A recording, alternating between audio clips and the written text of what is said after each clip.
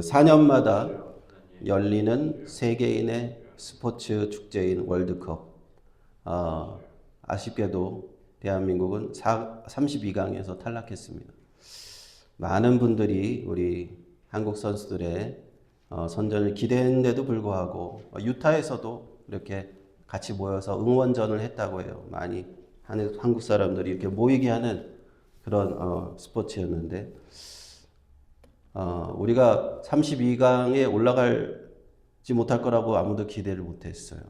우리가 실력도 있었고 역대급 선수들도 있었고 그랬는데 조대진운도 좋았다고 합니다. 근데 왜 탈락이라는 아쉬운 결과가 되었을까? 뭐 다른 많은 분석이 있겠지만 저는 그런 생각이 들더라고요. 이것은 팀 전체가 단합이 부족했구나, 연합이 부족했구나 하는 생각이 들었습니다. 축구는 개인전이 아니잖아요. 단체 스포츠입니다. 그래서 아무리 한 사람 한 사람 잘해도 이 한 뜻과 한 마음으로 같이 연합이 돼야 되는데, 단합이 돼야 되는데, 그래서 팀워크라고 하잖아요. 팀워크가 참 아쉬웠던 월드컵이 아니었나 그런 생각을 했습니다. 사실 이 단합이라는 거요, 팀워크라는 거 스포츠에서만 필요한 건 아니죠. 우리가 사는 사회의 모든 조직에서 필요한 것이 이 단합의 정신입니다. 가장 작은 조직인 가정에서부터 회사와 국가와 사람이 모인 곳에서는 다 이 단합이 필요해요. 교회도 마찬가지입니다. 잘 되는 교회를 들여다보면은 단합이 잘 되는 교회입니다. 잘 안 되는 교회를 또 들여다보면은 단합이 잘 안 되는 교회예요. 화목한 가정도요, 다른 비경이 있는 것이 아닙니다. 단합이 잘 되는 가정이 화목한 가정이고 행복한 가정이더라 하는 겁니다. 오늘 말씀에서 이렇게 얘기합니다. 형제들아, 내가 우리 주 예수 그리스도의 이름으로 너희를 권하느니 다 같은 말을 하고 너희 가운데 분쟁이 없이 같은 마음과 같은 뜻으로 온전히 합하라 말씀합니다. 세 가지를 같이 하라고 했어요. 세 가지를. 뭐라고 했습니까? 말을 같이 하고 마음을 같이 하고 뜻을 같이 해라 이렇게 말씀합니다. 같은 말을 한다는 거 굉장히 중요합니다. 우리가 미국에 살다 보니까 저도 그런데 우리 한국 사람들은 말이 다르니까 좀 고생이 많잖아요. 도대체 저 사람들은 하는 말은 무슨 소리일까 그런 생각도 하고 내가 다 알아듣지도 못하고 또 내가 다 내 뜻을 다 전달하지도 못하니까 말이 다르니까 얼마나 힘듭니까? 같은 말을 하는 게 중요한데 근데요 같은 언어를 쓴다고 해서 다 같은 말을 하는 게 아니더라고요. 다 같은 한국말을 해도 다 같은 영어를 써도 같은 말을 쓰는 것은 아닐 때도 있더라는 겁니다. 예를 들어서 어떤 가정이 있다고 생각해 봅시다. 남편이 아내에게 이런저런 의견을 얘기합니다. 우리가 가정을 꾸려 나가다 보면 서로 이제 조율하고 의견을 나누잖아요. 그런데 남편이 아내에게 우리가 이렇게 했으면 좋겠다 하는데 아내가 그거는 안 돼, 반대야 라고 말할 수 있잖아요.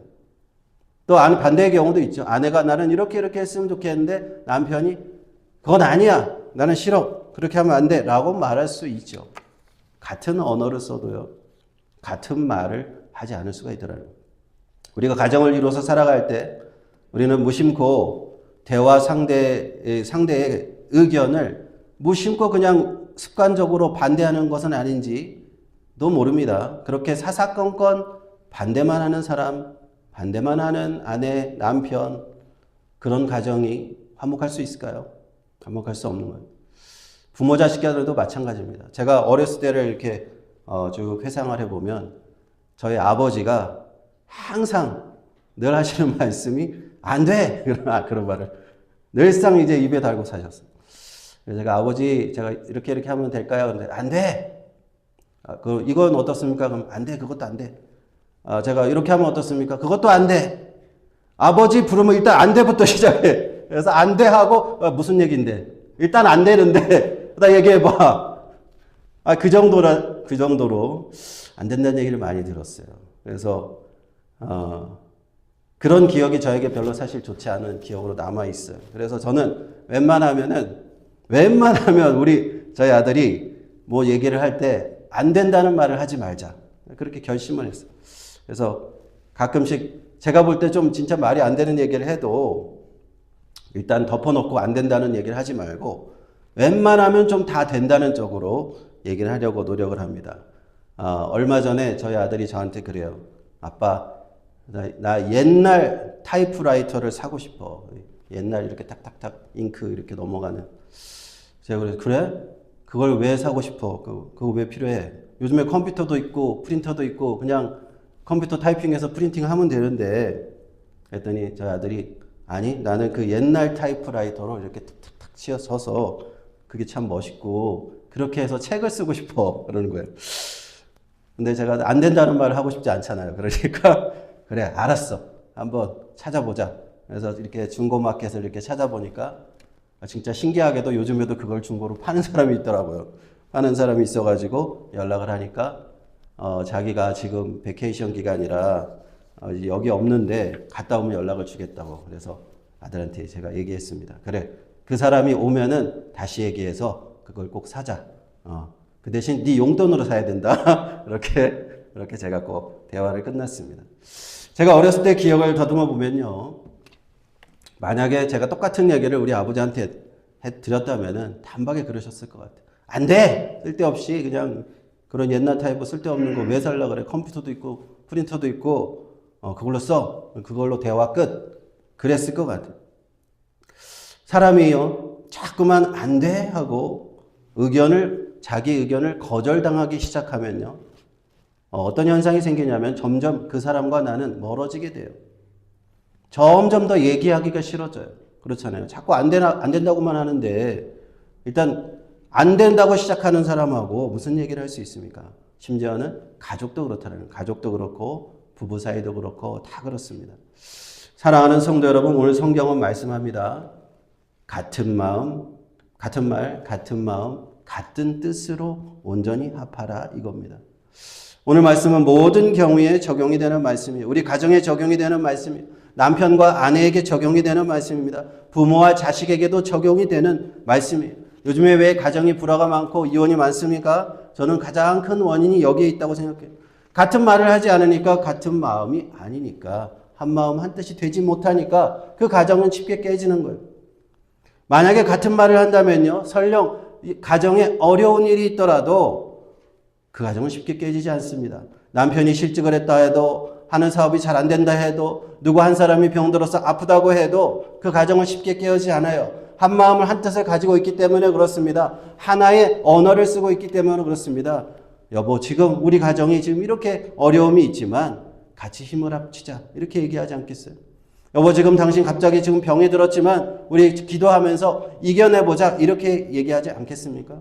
마음을 온전히 합하여 하나가 된 가정 부부는 결코 쉽게 깨어지지 않는다는 겁니다. 오히려 그런 어려움을 통해서 더 극복하면서 돈독한 가정을 이루게 되는 것입니다. 11절에 이렇게 기록합니다. 내 형제들아 글로의 지편으로서 너희에게 대한 말이 내게 들린다 라고 합니다.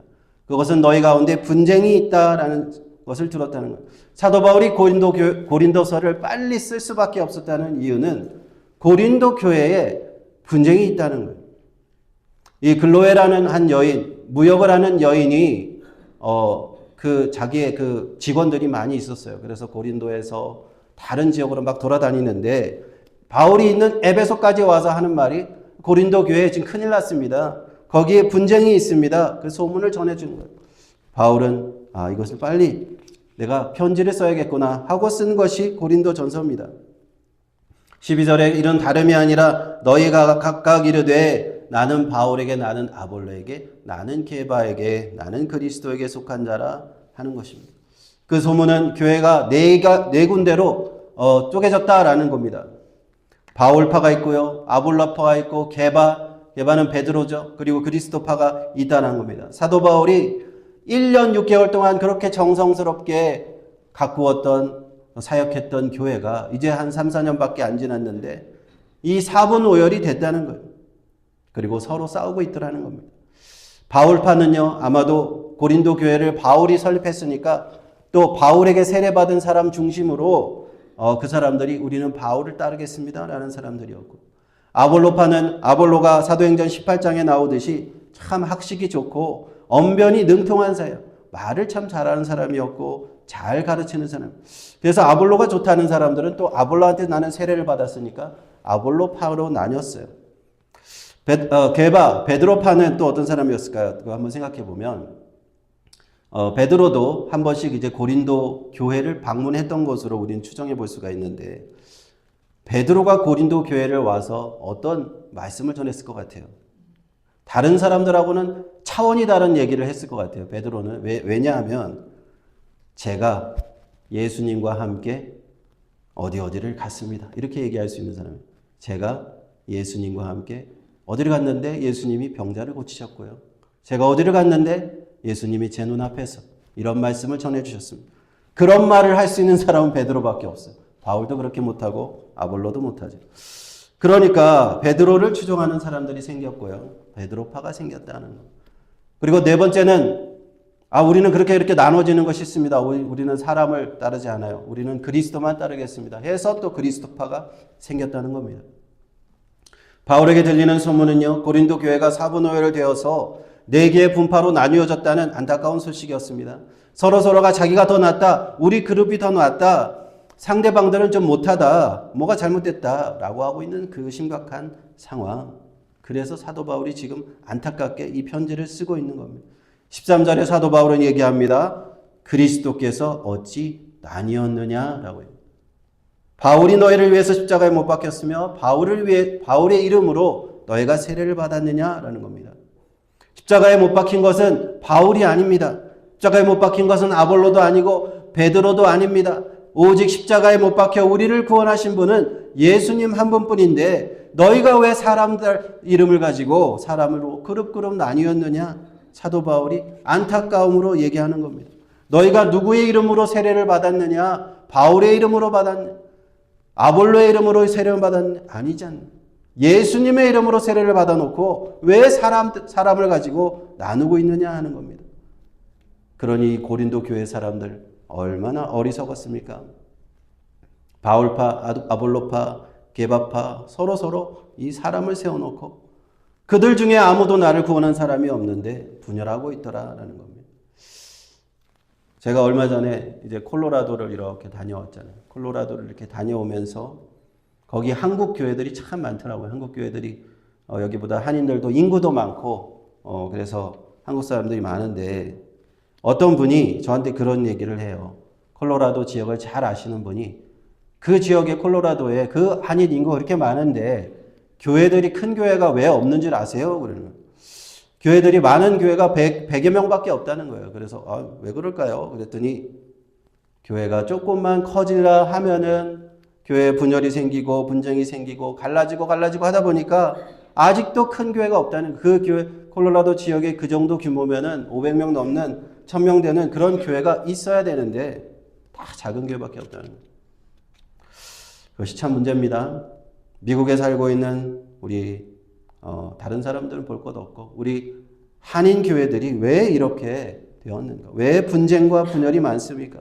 조금만 교회가 성장하려고 하면 여러 가지 분쟁거리가 생기고 분열거리가 생기고 교회가 갈라지고 나누어지고 이 얼마나 하나님 보시기에 안타까운 일인가 하는 겁니다. 그것은 이유는 한 가지입니다. 교회가 같은 마음, 같은 뜻, 같은 말을 하지 못하기 때문에 그런 겁니다. 이것이 우리 이민교회들의 병폐고요. 회개해야 될 회개 제목입니다. 그러한 모습을 보이면 우리가 어떻게 하나님의 그리스도의 복음의 빛을 세상에 비칠 수가 있습니까? 교회에서 자꾸만 저렇게 분열하는데 어떻게 빛을 비칠 수가 있어요? 주님께서 그런 모습을 보시면서 얼마나 슬퍼하고 계시겠습니까? 그런데요, 교회들이 그렇게 분열되는 이유를 들여다보면은 참 다 별거 아닌 일들이에요. 고린도 교회를 보십시오. 고린도 교회가 분열된 이유 중에 하나가 세례 때문이에요. 세례. 바울한테 세례를 받았는지 아볼로한테 세례를 받았는지 그 세례 때문에 한 가지 이유가 돼서 또 분열이 됐다는 겁니다. 그런데요. 누구한테 세례를 받는 게 무엇이 중요하겠습니까? 전혀 중요한 것이 아니잖아요. 이민교회들이 분열하는 그 이유들을 들여다보면은 대부분은 그렇게 큰 이유가 없어요. 그냥 별 이유 없이 작은 이유로 그렇게 갈리고 분열하고 이 사람파, 저 사람파, 이 장로파, 저 장로파, 이 목사, 저 목사파 서로 분쟁과 싸움을 하는데 그렇게 큰 이유도 없는 거예요. 반대로 말하면요. 사람들은 자꾸만 어떤 작은 일을 가지고도 분열하려는 그런 죄악된 속성이 있어요. 부부가요, 작은 일을 가지고 자꾸 싸우려고 그래요. 치약을 여기서부터 짜냐, 여기서부터 짜냐 갖고 싸우려고 하고, 뭐 아주 작은 거 갖고 싸우려고 해요. 왜 그렇습니까? 부모 자식 간에도 그렇습니다. 무슨 작은 사소한 거 가지고 자꾸 갈등이 생겨요. 우리의 죄의 속성 때문에 그렇습니다. 그러므로 문제의 원인, 어떤 문제 때문에 우리가 갈등이 생기는, 이건 중요한 거 아닙니다. 사실 우리에게 중요한 것은 우리의 생각이고 우리의 말이에요. 우리가 영적인 관점에서 이것을 보면요, 이것은 사단 마귀가 참 좋아하는 겁니다. 분열과 분쟁이에요. 사단 마귀는 자꾸만 흩어버리려고 합니다. 자꾸만 교회를 흩어버리려고 하고 자꾸만 서로 싸우게 만듭니다. 야고보서 3장 14절 16절에 이렇게 기록되어 있는데 우리 한 목소리로 한번 읽어보겠습니다. 시작. 그러나 너희 마음속에 독한 시기와 다툼이 있으면 자랑하지 말라. 위로부터 내려온 것이 아니요 세상적이요 정욕적이요 마귀적이니 시기와 다툼이 있는 곳에는 요란과 모든 악한 일이 있음이니라 그랬습니다. 사단 마귀가 우리를 시험하는 방법, 우리를 자꾸 믿음의 길에서 구원의 길에서 벗어나게 할 때 자꾸만 이 시기와 다툼이 일어나게 하는 겁니다. 자꾸 분열과 분쟁이 일어나게 하는 것이 사탄 마귀의 방법이에요. 믿는 자들의 마음속에 자꾸만 이러한 마음을 심는 겁니다. 다툼의 마음, 분쟁의 마음, 분열의 마음을 자꾸 심어주는 거예요. 그래서 분명하게 15절에 되어 있잖아요. 이런 마음은 성령께서 주시는 것이 아니다. 세상적이고 세상의 영, 마귀의 영, 마귀적이라 이렇게 써놨잖아요. 시기와 다툼이 있는 곳에는 온갖 혼란이 있고 악한 일이 있는 것입니다. 성경은 분명히 말씀하고 있습니다. 그러므로 우리 예수 믿고 구원받은 우리 믿음의 사람들 어떻게 살아야 할까요? 먼저는요, 우리 가정에서 같은 말을 합시다. 같은 마음을 가지고요. 같은 뜻으로 하나가 되어야 될 줄로 믿습니다. 남편이 아내에게, 아내가 남편에게, 부모가 자녀에게, 자녀가 부모에게 안 돼! 라는 말보다는 그래, 한번 생각해 봅시다. 당신의 의견도 한번 내가 존중합니다. 당신의 말은 틀렸소! 라고 하는 얘기보다는 그런 얘기 좀 그만하고 한번 들어봅시다. 당신의 얘기 일리가 있습니다. 한번 이렇게 얘기해야 되지 않을까요? 제가 옛날에 그 한국에 있을 때 어떤 집사님이 그런 말을 했던 게 아직도 기억이 나요. 그 여자 집사님인데 얼마 전에 집을 팔았는데요. 그러면서 저희 남편이 집을 팔자고 해서 아파트를 팔았어요. 근데 팔고 나니까 아파트 가격이 2배 올랐어요. 그러면서 저한테 그러면 웃으면서 얘기를 하는 거예요. 그 얘기를 듣고 제가 깨달은 게 있어요. 뭐냐면은 저분은 그래도 그렇게 해서 손해를 봤지만 남편과 그런 의기가 잘 투합되는구나. 좀 손해를 보면 어떻습니까? 화목한 가정을 만들고 계시구나. 꼭 이익이 나야만 되는 겁니까?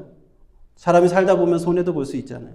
잘못된 선택을 할 수 있어요. 그러나 중요한 것은 그 가정에서 한 마음이 되는 것. 그것이 얼마나 중요한가라는 생각을 했습니다.